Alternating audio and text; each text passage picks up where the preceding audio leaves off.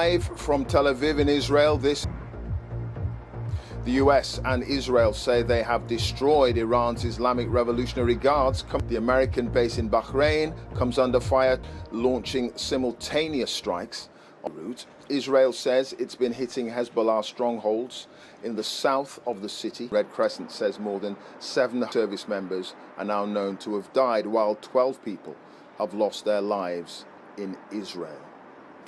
We're going to show you to the bunker here at our position, and one of those people down there here in Tel Aviv and across Israel, but also, of course, those Iranians who are having to deal with the constant bombardments that are coming from the United States and from Israel. Israeli troops have gone in on the ground. About any boots on the ground by the Israelis or Israelis are attacking targets of Hezbollah. Hezbollah is still also launching, is going to be involved in this war.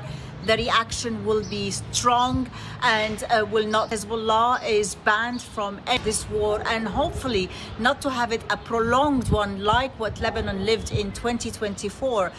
By the Corniche, by the seaside, there are families who are there with their mattresses and belongs are the Lebanese people, and this country that was hoping to get out on its feet again, build it. There where you are, heading into southern Lebanon. But it was inevitable, wasn't it, perhaps, given that there would be a strike on Iran, this year. And that's exactly what's making people furious for itself and for the country by responding to a war that is launched against supreme leaders and Iranian interests, and that's what making people very angry here. They were hoping they have without anyone able to support them. It's coming over the border, and Lucy Williamson is there for us now. Lucy, we know... Yeah, Clive, as you said, Hezbollah has been sending rockets and drones across the border. Investigations here, but the working assumption is that this is also the result of some kind of attack from Hezbollah. And I can tell you that this second front that Israel is now fighting on has been pretty active here into Lebanon. The Israeli army already held 5 positions along that border on the Lebanese side as a result of the ceasefire in 2024. And what we're hearing now is that they move anywhere else in the country, they're facing missile attacks from Iran. Yeah, that's interesting. Lina Sinjar evacuated too, that there's nowhere where they can get decent shelter.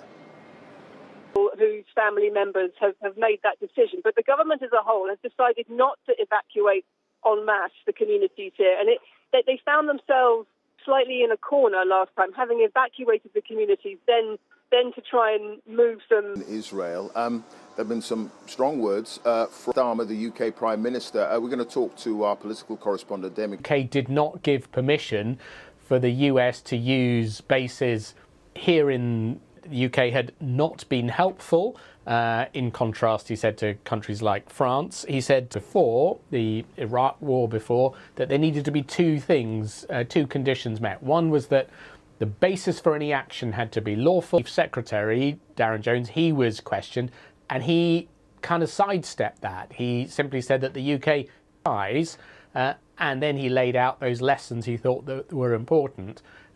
And on that basis... And military officials that have been killed during the strikes. And I've also heard from Tehran that the prices for some essentials have increased. We've actually been trying to put together warning sirens, the basic infrastructure for a community under attack. Nearby people's houses as well. We have seen some destructions to the hospitals. They have also seen reports of a partial damage to a hospital. And a final question, Gonchi. I mean, we've no idea how long this conflict is